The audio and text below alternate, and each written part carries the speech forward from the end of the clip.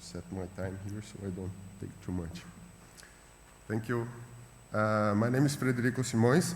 I'm a PhD student here in the University of Valladolid, working with integrating LiDAR data in the mixed forest and growth model. This is part of my third chapter.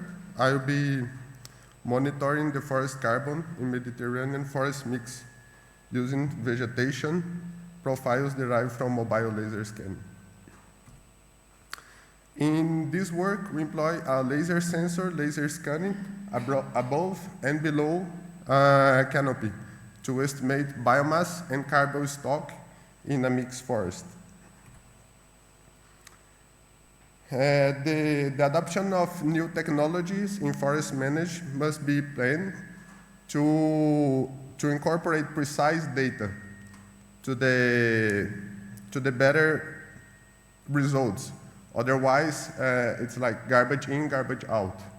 So the idea here is to obtain information about height and estimate above and below ground stocks of carbon and biomass. We use NFI equations from Portugal and Spain to apply this this biomass and carbon stock. The study area, it's a really complex area in Portugal. Here we had everything you don't want to have in your study area. It's a slope terrain,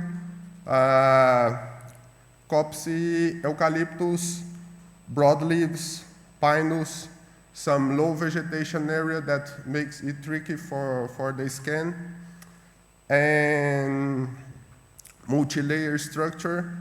So this makes it complex for the algorithm to identify and to extract the variables from the LiDAR data. First of all, we scan with the handheld. It was 288 millions of points, 15 ground control points, and it takes about 21 minutes to scan 1 hectare. And second one, we scan with the drone in different heights, 4 different heights, and up to 3 different returns, 1, 2, and 3 returns. The average dense point for square meters was around 3,000, 2,950 feet, to 436 points. So it ranges quite a bit from the density. Here you can see the results, like flying at 50 meters, you have more details in the understore, but when you fly at 110, there's almost nothing in between canopy and ground. But this information we have here, even like flying in a low altitude, it's not enough to get all the variables. That's why we merge the both words, like trying to extract the best from each different sensor. We combine the handheld laser scanning with the drone and made this alignment. Here in the first picture, you can see the handheld, you have a low density points in the upper part of the tree.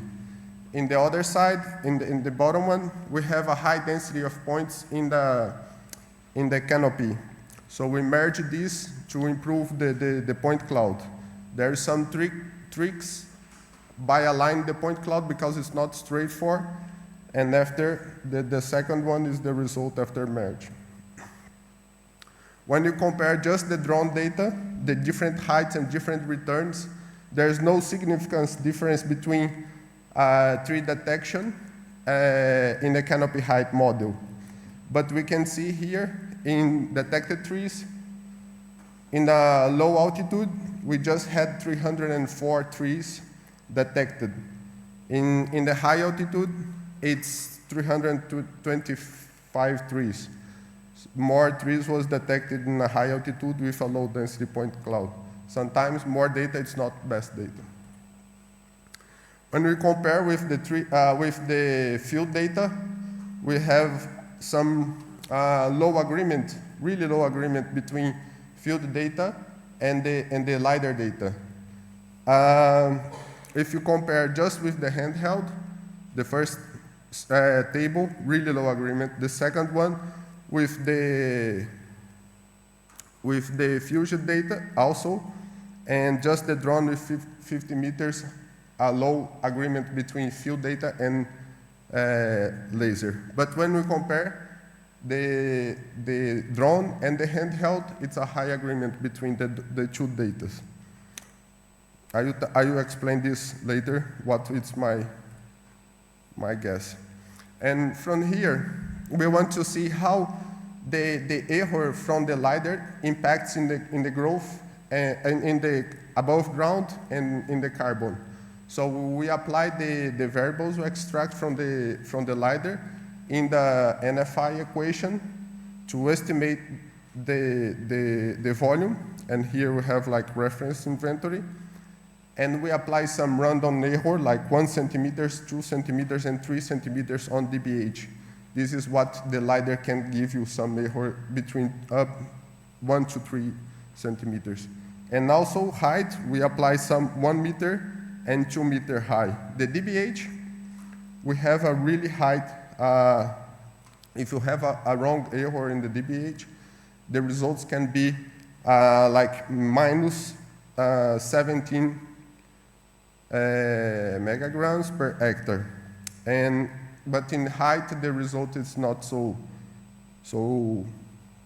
different. And some conclusions from this one: complex in biomass estimation. The agreement between the field data, now we are checking. This field data was collected by a company, and I strongly believe there's some error in the field data because of the steep terrain, and they use not a vertex, but a laser measurement, and I think they are underestimating the height. That's why we are double checking the results from the company. So this is also a result, because sometimes we think the field work it's the true value, and it can be also wrong. The handheld and it's efficient to get variables. The data compare dBH was high agreement between the field data, and in height we have this problem with the field. So I cannot say that the handheld it's accuracy for height. UAV, there is a strong limitation because we have just height of the trees, no information about dBH, and of course canopy height model. And this can be a problem when you have understory vegetation or dominated trees, like in this case. We measure also the impacts of the error in the laser scan. And new technologies must be improved to do a better segmentation and extract the information in a more accurate way. All the technologies for skill for actions, for Inflex, and for FCT that supported this project. Thank you.